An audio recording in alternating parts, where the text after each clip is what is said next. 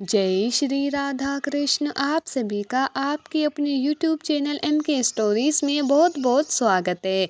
आइए आज आप सब सुनेंगे हलहारनी अमावस्या आषाढ़ अमावस्या की कथा। हिंदू धर्म में आषाढ़ अमावस्या तिथि का बड़ा ही विशेष महत्व माना गया है। इसे आषाढ़ अमावस्या और हलहारनी अमावस्या के नाम से जाना जाता है। इस दिन विशेष प्रकार से गंगा स्नान करना, दान पुण्य के कार्य करने का महत्व माना गया है तथा अमावस्या तिथि का दिन पितरों का दिन माना गया है। इस दिन पितरों के निमित्त श्राद्ध तर्पण आदि का कार्य किया जाए तो इससे अनंत फलों की प्राप्ति होती है। इसे हलहारनी अमावस्या कहते हैं क्योंकि इस दिन किसानों के लिए ये एक महत्वपूर्ण दिन होता है। इस दिन भगवान श्री कृष्ण के बड़े भाई बलराम हलधर की पूजा की जाती है तथा हल की पूजा करने का इस दिन महत्व माना गया है। और इस दिन धरती माता तथा अन्नपूर्णा देवी की पूजा करने से अच्छी फसल होने की कृपा प्राप्त होती है। जो भी समृद्धि की कामना करते हैं तो उन्हें अवश्य ही सभी कार्यों में सिद्धि की प्राप्ति होती है। इस बार हलहारनी अमावस्या आषाढ़ अमावस्या जो कि 25 जून 2025 दिन बुधवार को पड़ी है। तो आइए सुनते हैं आषाढ़ अमावस्या हलहारनी अमावस्या की कथा। कथा के अनुसार एक समय की बात है, एक ब्राह्मण अपनी पत्नी के साथ रहता था। वो दोनों ही भगवान विष्णु के बहुत बड़े भक्त थे। दोनों प्रतिदिन अपना ज्यादातर समय भगवान के ध्यान और पूजा पाठ में बिताते थे। ब्राह्मण का घर धन धान्य से भरा हुआ था, किंतु संतान न होने के कारण ये दंपति अत्यंत दुखी रहता था। एक दिन ब्राह्मण ने अपनी पत्नी से कहा कि मैं तपस्या करने के लिए वन को जा रहा हूँ। इसके बाद वो भगवान पर भरोसा और संतान की कामना लेकर के वन में तपस्या करने के लिए चला गया। ब्राह्मण को कठोर तपस्या करते हुए कई वर्ष व्यतीत हो गए, लेकिन उसे फल की प्राप्ति नहीं हुई। अंत में हार मानकर ब्राह्मण ने अपने जीवन को समापन करने का निर्णय ले लिया। अपने जीवन को समाप्त करने के बारे में सोचकर उसने पेड़ की डाली पर फांसी का फंदा डाल लिया और अपने गले पर बांध लिया। तभी वहां पर सुख अमावस्या प्रकट होकर बोली कि हे ब्राह्मण, तुम्हारे भाग्य में 7 जन्म तक कोई संतान नहीं लिखी है, किंतु मैं तुम्हें 2 कन्या का वरदान देती हूँ। तुम अपनी एक कन्या का नाम अमावस्या रखना और दूसरी का नाम पूनम रख देना। तुम अपनी स्त्री से कहना कि वो 1 वर्ष तक सुख अमावस्या का व्रत रखे और अमावस्या के दिन 1 कटोरी चावल भरकर उस पर दक्षिणा रखकर दान कर दे। सुख अमावस्या की बातें सुनकर ब्राह्मण घर आया और ये पूरा वृत्तांत उसने अपनी पत्नी को सुनाया। सुख अमावस्या के आदेश के अनुसार ब्राह्मणी ने व्रत रखना आरंभ कर दिया। कुछ दिनों के बाद ब्राह्मण के घर 2 कन्याओं ने जन्म लिया, जिसमें से एक कन्या का नाम अमावस्या और दूसरी का नाम पूनम रखा गया। जब ब्राह्मण की दोनों बेटियां बड़ी हुई तो ब्राह्मण ने उसका विवाह कर दिया। बड़ी बहन अमावस्या धार्मिक प्रवृत्ति की थी। वो काफी समय भगवान की पूजा और धर्म कर्म में व्यतीत करती थी।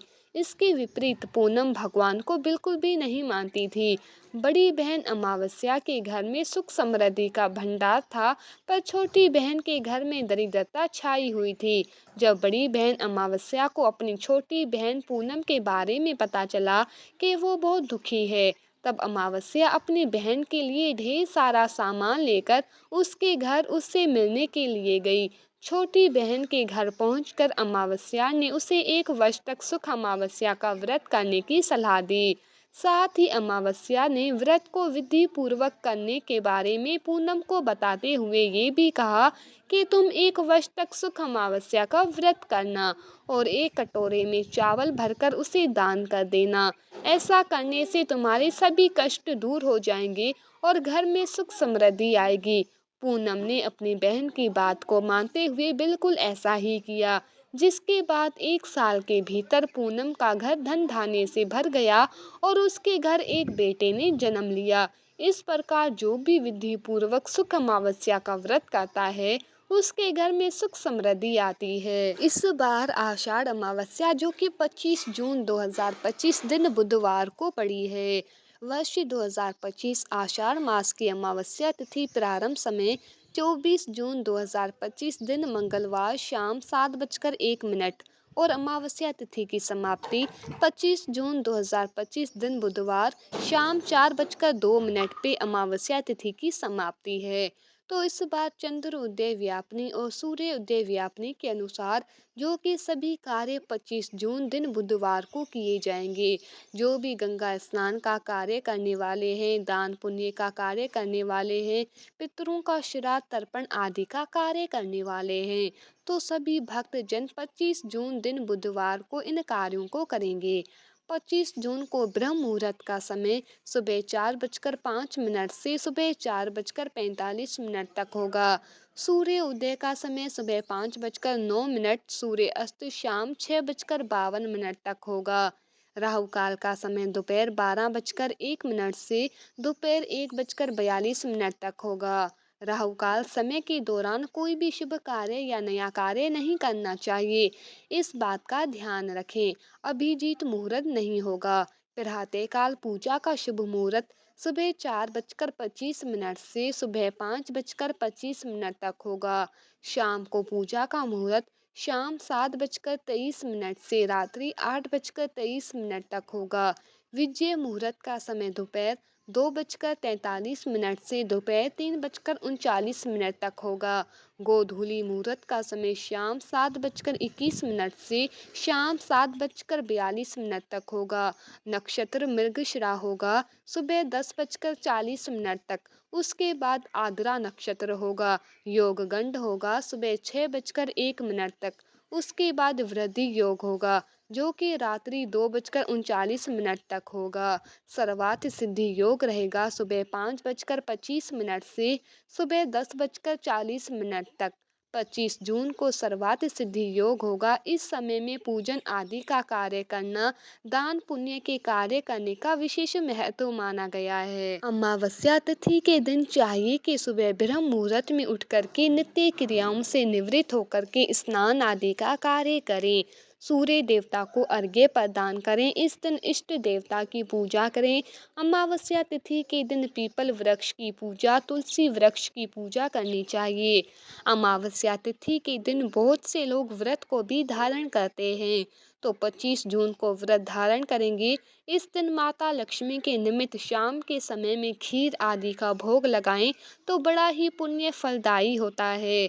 अमावस्या तिथि के दिन जहाँ तक हो सके गऊ को हरा चारा खिलाना चाहिए, गरीबों को भोजन कराना चाहिए, ब्राह्मणों को भोजन कराना चाहिए। मध्याह्न काल के समय में पितरों के निमित्त श्राद्ध तर्पण आदि का कार्य करना चाहिए। इससे अनंत फलों की प्राप्ति होती है। तो आशा करती हूँ ये जानकारी आपको अच्छी लगी हो।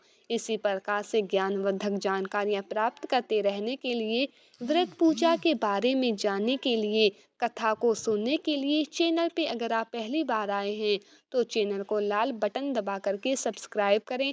साथ में बेल आइकॉन घंटी को दबाएं ताकि आने वाली वीडियो का नोटिफिकेशन आपको समय से मिलता रहे। वीडियो को लाइक करें, शेयर करें। सुखी रहें और स्वस्थ रहें। जय श्री राधा कृष्ण। धन्यवाद।